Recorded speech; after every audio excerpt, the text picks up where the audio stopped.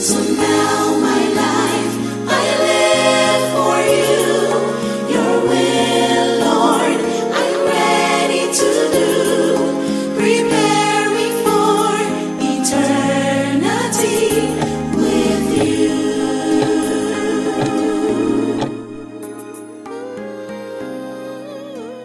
Welcome to another season 4, episode 3 of the Fruit of the Spirit. Today, as we delve into the Word of God, we are going to study with you Bible characters who exercise patience.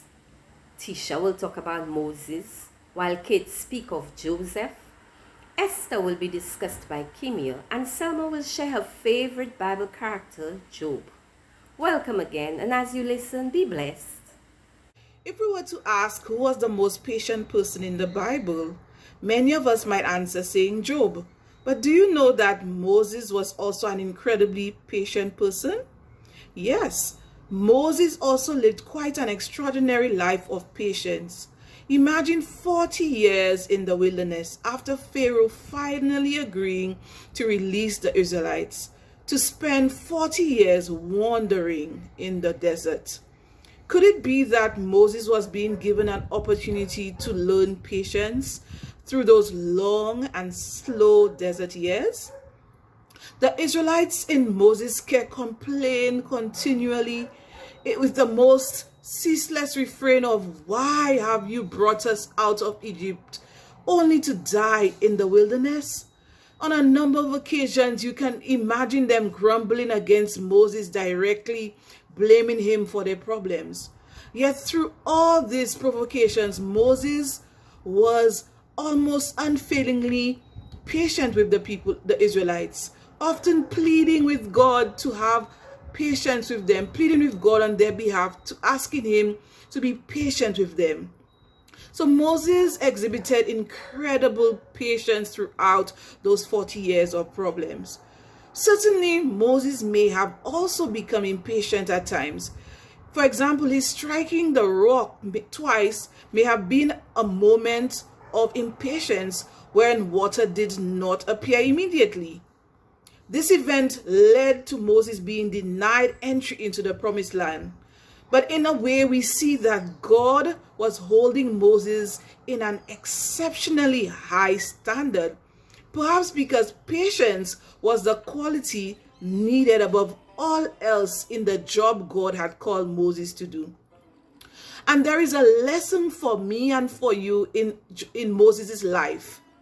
Just as Moses doubtless did not realize he was being prepared to be patient, so we may not realize that some of the things that we may be going through, experiencing, or even feeling some level of impatience may be being used to prepare us for greater things. So that is very encouraging to me, and I'm sure it's very encouraging to you. So let us remember that in all things, let us endure and be patient. I represent Joseph, and this is my story on long suffering. I lived in the land of Canaan with my father Jacob and my brothers. We lived happily together. My father showed me love in that he made me this beautiful coat, a coat of many colors. My brothers hated me for having such a beautiful coat. One day, when they saw me coming with the coat while standing to the sheep in the fields, they decided that it was their turn to take me down, to kill me, to destroy me.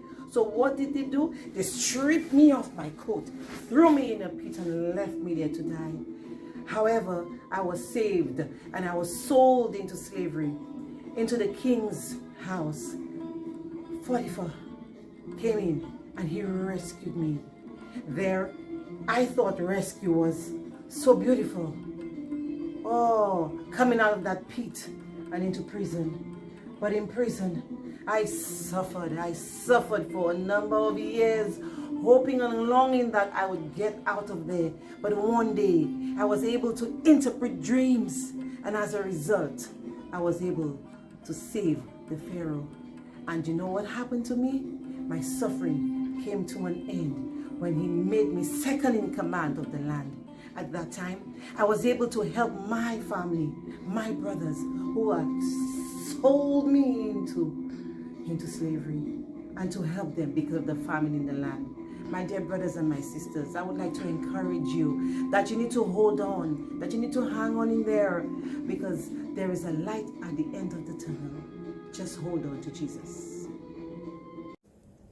Queen Esther, known for her beauty and that moment where her and her people exercised patience in prayer. When it came to beauty, it's obvious she made the cut because she was chosen by the king. This story of Esther is full of irony and violence and strong characters. So I suggest you probably go view a movie or read it again. Queen Esther was raised by her uncle Mordecai. She was an orphan. He raised her as his own. Queen Esther, she boldly stepped forward into the king's presence and made a request. It could have costed her life. It should have costed her life. But the prayers and the fasting takes a lot of patience. The fasting and the prayers worked. He did not shun her. She could have been killed, but that did not happen. What happens next? He offers her, you can have anything you want. Half of the kingdom, what do you want? He made beautiful offers to her, but she only requested dinner to sit with him, with the king. A moment with the king. And do you know, it was at that second dinner she pleaded for her life and the life of her people, the Jews. What do we learn from Esther? In patience, when we have to, you fast and you pray and you wait on the Lord. He will answer the prayer. He will tell you the exact moment to step forward boldly and to speak on behalf of him and his people. He will tell you exactly what to do and he will guide you. So just like Esther, let us fast, pray, even though she feasted while her people still fasted. Let us move forward boldly after being patient and waiting on the Lord. Represent Job, and this is my long-suffering story. I live in the land of Uz, and I served God with all I had. I did all that was right, and he even called me a perfect and righteous man. But one day I got stricken with sores and boils and disease. Oh, how painful. And my friends and family ridiculed me and said that I must have sinned for that to happen to me. But I did not. My wife told me to curse God and die. But how can I do that to my God, whom I trust, whom I love? I could not do that. So I kept on serving, no matter what was said to me, in my suffering and in my pain. My family was taken away, my wealth and everything. But still I continued to serve God amidst my long pain and suffering. But you know, when you go through so much for God, he looks out for you. And though I said to him, I regret being born and coming through my mother's womb, because it was so painful. But in the end, he came through for me. He saved me and gave me more than I ever had. So I must tell you, take my story as an example, that when you go through long suffering, God will be there with you and save your life and give you tenfold of what you ever had. Remember my story.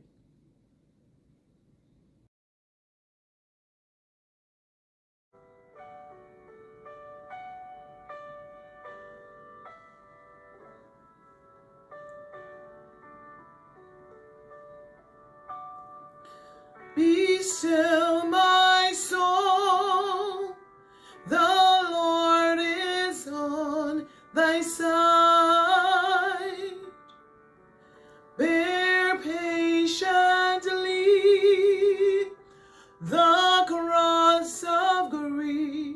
or pain.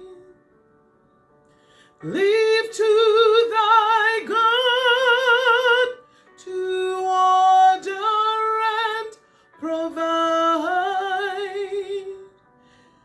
In every change, he faithful will remain. Be still, my soul, thy best, thy heavenly friend. Through all my ways leads to a joyful end. Be still, my soul. A fitting reminder of the need to be patient. A theme that many Bible characters would have lived out in displaying long-suffering and endurance, I believe. For instance, King Saul persecuted David for a number of years, but David endured. David must have said at that time in Psalm 37:7, "Be still, my soul, before the Lord, and wait patiently for him." Abraham, for 25 years, waited to see God fulfill his promise to him of a son. And Rahab the harlot waited patiently long enough for the walls of Jericho to fall and to be rescued by Israelite spies. And Noah was an amazing example of patience and perseverance when he built a huge boat and preached and waited for 120 years to see the promise of rain. We could go on and on about Bible stalwarts who exercised patience. They were the examples before us. These were those who were in the hall of faith, Hebrews 11. They may have failed in some instances and failed miserably too, but they were the epitome of patience. We would do well to emulate them. Be patient